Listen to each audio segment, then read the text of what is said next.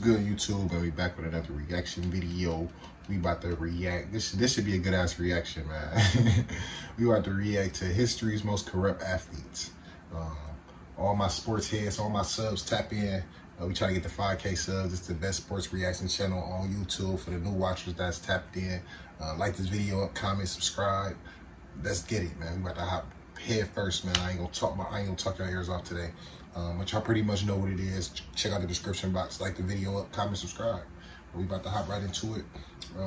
Yeah, man. History's most corrupt athletes, man. Let's get it. This should be a good one. Physical talent doesn't necessarily go hand in hand with sound morals. Over the decades, a number of successful athletes have demonstrated a less than perfect grasp of ethics and sportsmanship. With that in mind, check out this list of history's most corrupt athletes. Lenny Dykstra was an unlikely superstar. When he came up with the New York Mets in the 80s, nobody pegged him as a future franchise player. But then he bulked up, got traded to the Phillies, and became the team's driving force on their way to the 1993 World Series. At the height of his career, Dykstra was making more than $6 million per year. After retirement, Dykstra sought to reinvent himself as a businessman. He invested in a chain of car washes, which he sold for millions. Then he became something of a stock-picking guru and was hired to be a columnist for TheStreet.com. That in turn inspired him to launch The Players Club, a magazine and brokerage company focused on helping professional athletes invest and plan for retirement. Everything seemed to be going great, but it was all a front for an increasingly corrupt life, fueled by a drug habit that began during his playing days. The Players Club was a chaotic mess. After getting the debut magazine issue out the door, the company was drowning in debt. Dykstra started using his employees' credit cards to cover his costs, and his descent continued from there. By 2020, he'd been convicted of grand theft auto, financial fraud, and indecent exposure, to name just a few of his crimes. In 2000, Marion Jones was considered one of the greatest athletes in Olympic history. She just scored 3 gold and 2 bronze medals at the Sydney Games. Although there were rumors that she was using illegal performance-enhancing drugs, there was no evidence. She passed all of her drug tests until testing positive for a banned substance in 2006. But even then, a follow-up test cleared her. Jones took a break from the track to have a baby, and when she returned, she didn't perform up to her previous standards. In 2004, she was accused of using drugs by Victor Conte, the head of the Bay Area Laboratory Cooperative, which had supplied professional athletes with various steroid products. Jones sued and issued fierce denials. But then in 2007, the walls came tumbling down, as Jones admitted that she'd been doping for years and had lied about her involvement in a money laundering scheme. She was sentenced to 6 months in prison and was basically broke, despite once being a millionaire with several lucrative endorsement deals. How did this happen? How in the world is my worst nightmare actually happening? Lance Armstrong was a champion cyclist in his teens and early 20s, but then he was diagnosed with testicular cancer at the age of 25. After successfully battling the disease, he founded the Live Strong Foundation and went on to become the most dominant cyclist in history, winning 7 consecutive Tour de France's. But today, Armstrong is better known as the ringleader of a sophisticated cheating scheme. In 2013, he finally admitted that he'd used a variety of performance-enhancing drugs during his storied career. He was then stripped of all of his Tour de France victories and banned from competition. His elaborate rule-breaking involved setting up doping labs in hotel rooms and bribing doctors and officials in order to escape detection. Armstrong also had to face a lawsuit brought against him by the United States Justice Department for unjust enrichment. He ultimately settled that suit for $6.65 million, a fraction of the fortune he'd built by cheating, and a small amount of the $32.3 million paid to him over the years by the U.S. Postal Service, which had sponsored his Tour de France teams. Yes or no? Did you ever take banned substances to enhance your cycling performance? Yes. Pete Rose was undoubtedly one of the best players in baseball history. The all-time leader in hits, he should have been remembered as a Hall of Fame caliber athlete. Instead, he's now largely known as the guy so corrupt that he actually placed bets on his own team. It was an open secret that Rose had a gambling problem as early as the 1970s, but since he restricted his bets to horse racing and other sports, it was considered a personal issue and had no effect on his playing and managing career. But that all changed in 1989, when he was manager of the Cincinnati Reds. He was accused of not just betting on baseball, but betting on the team that he was managing. As a result, he was banned for life from the game and is thus ineligible for Hall of Fame induction. Rose claimed that he never bet on baseball while he was playing, but a notebook kept by one of his associates shows that he did in fact do so, including on his own team's games. He's always maintained that he only bet on his team to win, thereby implying that there would be no reason for him to throw a game. But that hasn't done much to change his reputation as one of the most corrupt athletes of all time. Pete, you're not supposed to be in the hall. Even at home? Denny McClain was That motherfucker Pete Rose. Motherfucker, we got a little ad.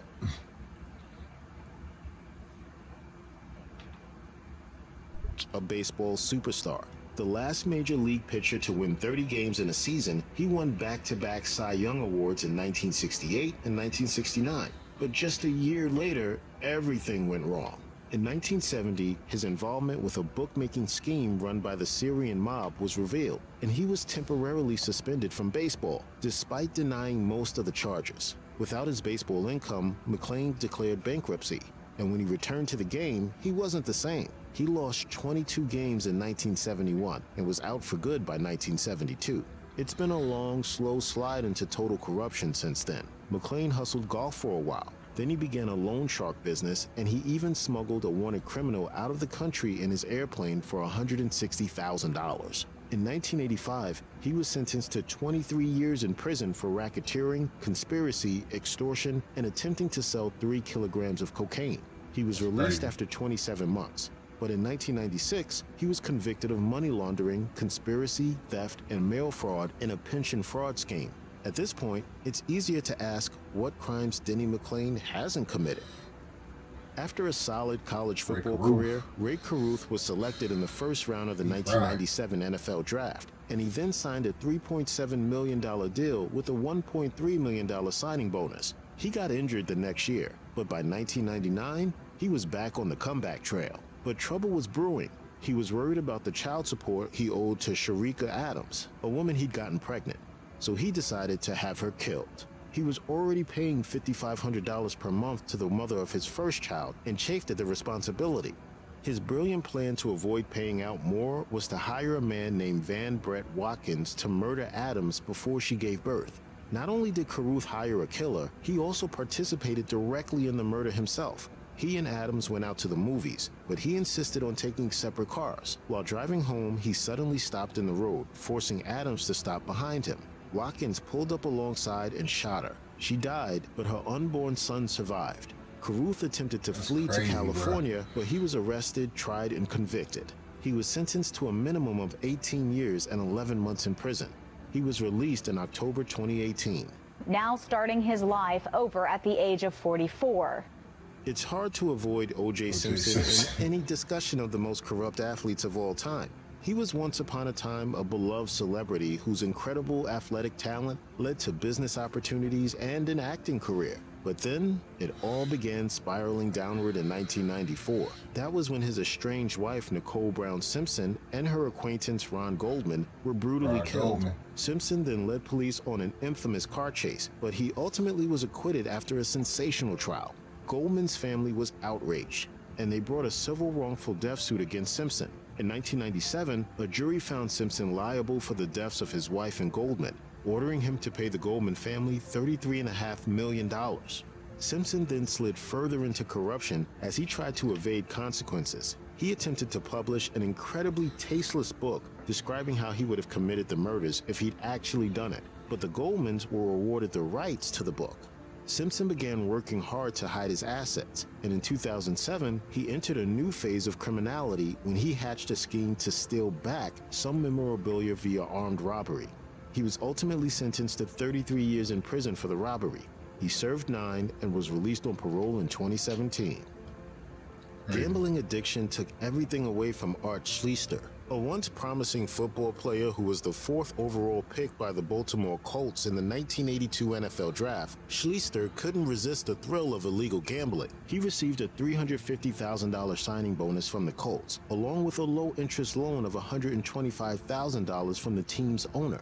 By the end of the year, he owed all of that and more to his bookies. In 1983, Schlichter was suspended from the NFL due to his gambling. Worried that he would be asked to throw games, he called the FBI and confessed to his gambling. That act of contrition gave him another chance in the NFL, but by 1987, he was out of the sport and arrested for illegal betting. He still almost managed to turn it around.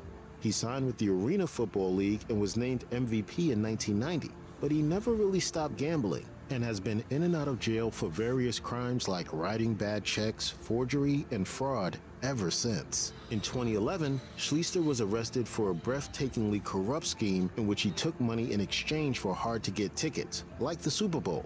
But he simply kept the money and never had any tickets to sell. This crime earned him an 11-year prison sentence.